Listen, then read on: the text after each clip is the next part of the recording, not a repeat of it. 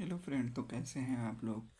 जैसे कि friends, polity में हम लोग पढ़े थे राष्ट्रपति। अब राष्ट्रपति के बारे में हम जितना भी क्वेश्चन है वो कराएंगे।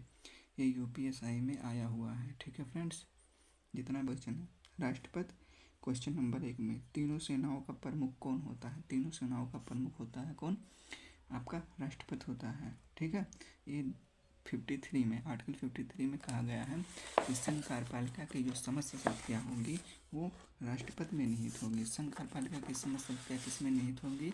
राष्ट्रपति में निहित होंगी।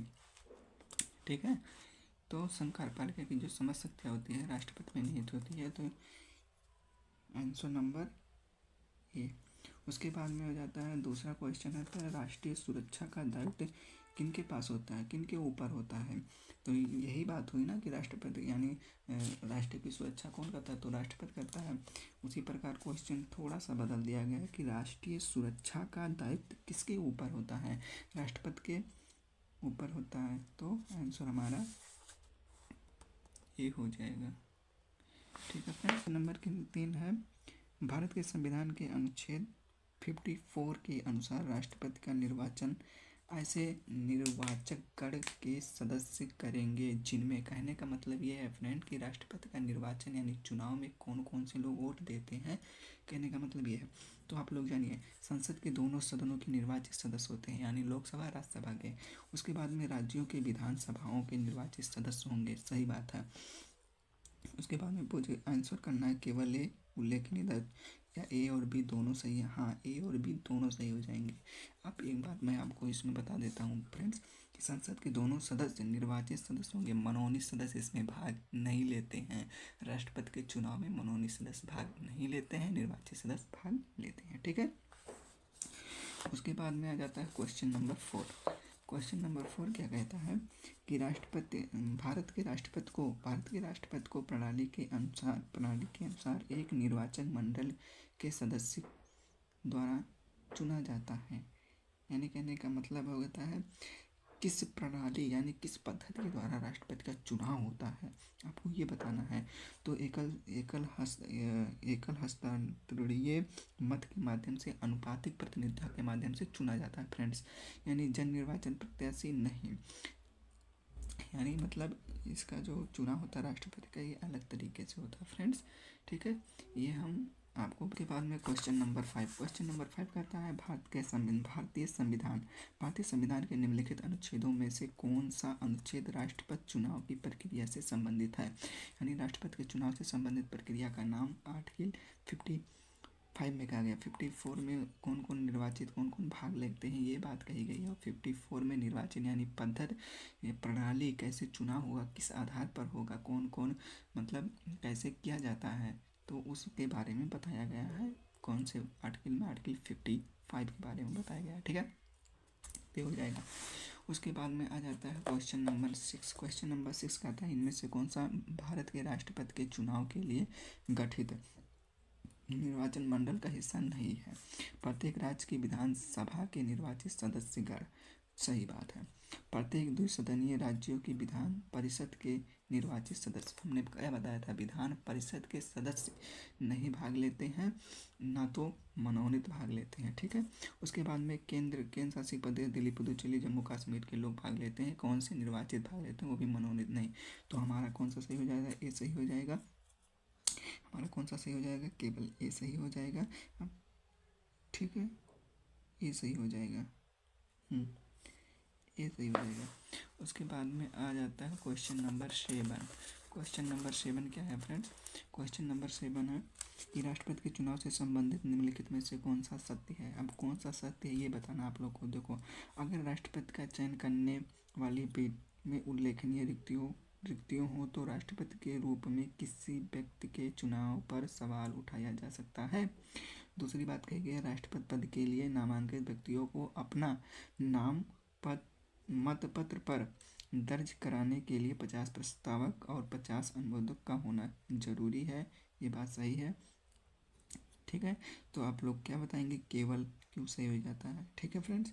उसके बाद के राष्ट्रपति का चुनाव लड़ने के लिए न्यूनतम आयु कितनी होनी चाहिए। तो फ्रेंड्स भारत के चुनाव को लड़ने के लिए आपकी न्यूनतम आयु होनी चाहिए राष्ट्रपति के लिए 35 वर्ष की होनी चाहिए, राज्यपाल के लिए भी 35 वर्ष की होनी चाहिए। ठीक है।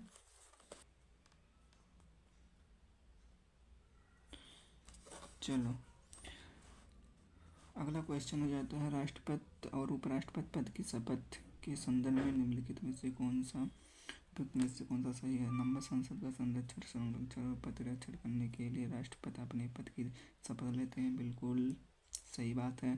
उपराष्ट्रपति प्रधानमंत्री के प्रति अपनी सत्यनिष्ठ और वफादारी की शपथ लेता है, बिल्कुल सही हो जाता है। सही हो जाता है क्या नहीं सही होता है, ए और बी दोनों ही नहीं, समझे। क्योंकि क्या कहा गया था, संविधान का संरक्षण, सुरक्षा और प्रतिरक्षा करने के लिए राष्ट्रपति अपने पद की शपथ लेते हैं। उपराष्ट्रपति संविधान के प्रति अपनी सत्यनिष्ठा और वफादारी की शपथ लेते हैं। ठीक है। उसके बाद में आ जाता है क्वेश्चन नंबर 10, राष्ट्रपति के विरुद्ध महाभियोग के संदर्भ में निम्नलिखित में से कौन सा सही है। महाभियोग प्रक्रिया केवल किसके तहत लगाई जाती है, कौन सा अनुच्छेद है। अनुच्छेद नंबर 61 के द्वारा महाभियोग प्रक्रिया लगाई जाती है। महाभियोग प्रक्रिया किस संविधान। चलो इनमें से कौन सा सही होता है। दोनों सदनों के सदस्य बहुमत से हिस्सा लेते हैं, दोनों सदस्य क्या लेते हैं, हिस्सा तो लेते हैं, परंतु केवल राज्यसभा के सदस्य में मत देने का अधिकार है, ऐसा बिल्कुल नहीं कहा गया। दोनों लोग को अलग अलग होता है। राष्ट्रपति के विरुद्ध महाभियोग तभी लगाया जा सकता है जब वो राष्ट्रपति पद के लिए अयोग्य सिद्ध हो जाए या फिर वित्तीय अनियमितताओं में लिप्त हो जाए, बिल्कुल दोनों बात गलत ही है। क्वेश्चन नंबर 11, भारत के राष्ट्रपति को हटाने की प्रक्रिया को महाभियोग प्रक्रिया लाया जाता है। आर्टिकल 61 के द्वारा कहाँ पर संसद में लाया जाता है, तो ये सही हो जाएगा। उसके बाद में निम्नलिखित में से क्या सही नहीं है। निम्नलिखित में से क्या सही नहीं है। राष्ट्रपति अन्य कोई लाभ का पद धारण नहीं करेगा। राष्ट्रपति की उपलब्धियों एवं भत्ते उसकी पदावधि के दौरान कम नहीं की जाएंगी। राष्ट्रपति बिना किराया दिए अपने शासकीय निवासों को उपयोग यार वो पहली बात तो किराया देता नहीं है, उसको फ्री होता है। राष्ट्रपति को अपने कार्यकाल तक किसी भी दशा में हटाया नहीं जा सकता है, या ये बात गलत है, क्योंकि महाभियोग प्रक्रिया राष्ट्रपति को हटाने के लिए ही लाया गया और ये कह रहा है कि हटाया नहीं जा सकता, ऐसे कैसे हो सकता है। तो आपका डी सही हो जाएगा। ठीक है। उसके बाद में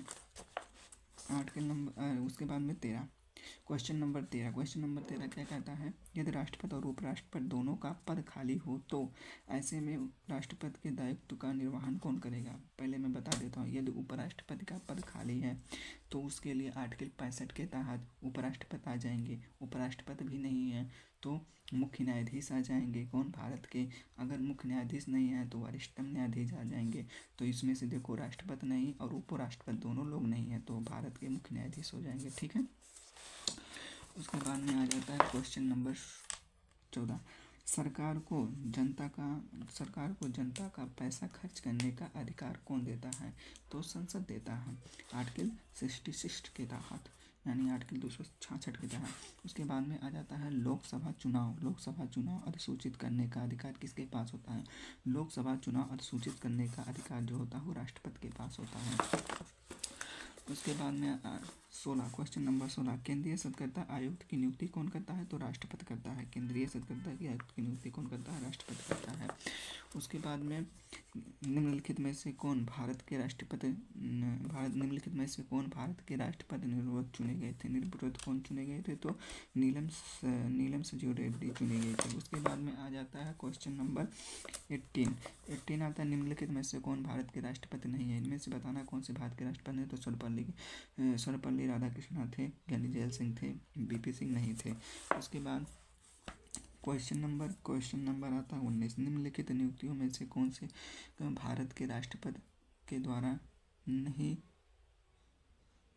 निम्नलिखित नियुक्त में से कौन से भारत के राष्ट्रपति द्वारा नहीं की जाती, यानी इसमें से बताना कौन से भारत के राष्ट्रपति के द्वारा नियुक्ति नहीं की जाती है। तो लोकसभा के जो अध्यक्ष होता है उसकी नियुक्ति राष्ट्रपति नहीं करता है। किसकी नियुक्ति करता है, तो मैं बता देता हूँ।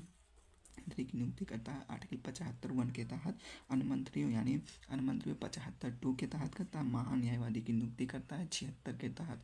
आर्टिकल 76 में महान्यायवादी है। ठीक है। क्वेश्चन नंबर 20, भाषाई अल्पसंख्यकों के विशेष अधिकार की नियुक्ति कौन करता है? तो राष्ट्रपति करते हैं। ठीक है फ्रेंड्स। उसके बाद में आ जाता है क्वेश्चन नंबर 21। क्वेश्चन नंबर 21, निम्नलिखित प्रस्तावों में से राष्ट्रपति के महाभियोग जैसे महत्वपूर्ण मामलों के निपटाने के लिए कौन सा एक स्वर्गनिहित स्वतंत्र प्रस्ताव है? तो मूल प्रस्ताव है। ठीक है फ्रेंड्स। उसके बाद में आ जाता है 22। क्वेश्चन नंबर 22, जब राज्य विधायिका को निलंबित या भंग कर दिया जाता है तो संसद राज्य के लिए कानून बनाने की शक्तियाँ किसे सौंपता है? यानी सौंप सकता है किसको? प्रधानमंत्री को, राष्ट्रपति को, या संबंधित राज्य के राज्यपाल को, राष्ट्रपति को। ठीक है फ्रेंड्स। क्वेश्चन नंबर 23, भारतीय निर्वाचन आयुक्त को हटाने का अधिकार निम्नलिखित में से किसके पास है? तो राष्ट्रपति के पास है। ठीक है। राष्ट्रपति के पास है, प्रधानमंत्री के पास नहीं है, राष्ट्रपति के पास होगा, क्योंकि राष्ट्र का प्रमुख होता है कौन? राष्ट्रपति होता है। ठीक है। उसके बाद में आ जाता है क्वेश्चन नंबर 24। क्वेश्चन नंबर 24 क्या कहता है? विदेशी भूमि में तैनात राजदूतों और उच्चायुक्त का प्रतिनिधित्व करता है कौन करता है? राष्ट्रपति करता है। ठीक है। क्वेश्चन नंबर सी सही हो जाएगा। उसके बाद में आता है केंद्र में संघ कार्यपालिका में कौन कौन से शामिल हैं, मतलब कौन कौन से होते हैं, यानी खाली है, रिक्त है। तो केंद्र में संघ कार्यपालिका में लिस्ट करके होते हैं तो कौन कौन होते हैं? राष्ट्रपति होते हैं, उपराष्ट्रपति होते हैं और प्रधानमंत्री होते हैं। ठीक है। यानी संघ आर्टिकल भाग 5 में संघ के बारे में दिया गया है, जो 52 से लेकर 151 तक है। उसमें 5 अध्याय है, जिनमें से राष्ट्रपति आते हैं, उपराष्ट्रपति आते हैं, प्रधानमंत्री भी आते हैं। ठीक है। महान्यायवादी भी होता है, लेकिन ये लोकसभा का अध्यक्ष ये चीज़ नहीं। ठीक है। Question number 26। क्वेश्चन नंबर 26 क्या है? क्वेश्चन नंबर 26 में कह रहा है के मामले में उच्चतम न्यायालय द्वारा कार्यकारी शक्तियों के दायरे पर विस्तृत चर्चा की गई है। कौन से? यम जवाब पंजाब सरकार। ठीक है। उसके बाद में 27। क्वेश्चन नंबर 27 कहता है कि निम्नलिखित राष्ट्रपति की कौन सी न्यायिक शक्ति उसकी भाषा को मेल नहीं खाती है? यानी रूपांतरण, पूर्व क्षमादान शक्तियाँ, दंड विराम यानी कम सजा देना, दंड घटना सजा कम करना, यानी दंड निलंबन, सजा को अस्थायी तौर पर टालना। तो कौन सा सही? ए और बी सही हो जाता है। हस्तांतरण मतलब होता है पूर्व क्षमा होता है, दंड विराम मतलब होता है कम सजा देना। तो फ्रेंड्स 27 क्वेश्चन थे राष्ट्रपति के बारे में। आप लोग क्वेश्चन करने से पहले वो वीडियो देख लीजिएगा जिसमें राष्ट्रपति के बारे में बताया गया है। ठीक है। भारत के राष्ट्रपति करके आएगा वो वीडियो, उसमें आप पढ़ लीजिए। हाँ, पढ़ने के बाद यहाँ क्वेश्चन करेंगे, बहुत अच्छे से हो जाएगा। और ये जितना भी क्वेश्चन कराया गया फ्रेंड्स, ये सब यूपीएसआई में आया हुआ है। आप यूपीएसआई के लिए देख सकते हैं राष्ट्रपति के बारे में कैसे क्वेश्चन बनता है। ठीक है फ्रेंड्स। अगर वीडियो अच्छी लगे तब चैनल को सब्सक्राइब करें। और जय हिंद, जय भारत।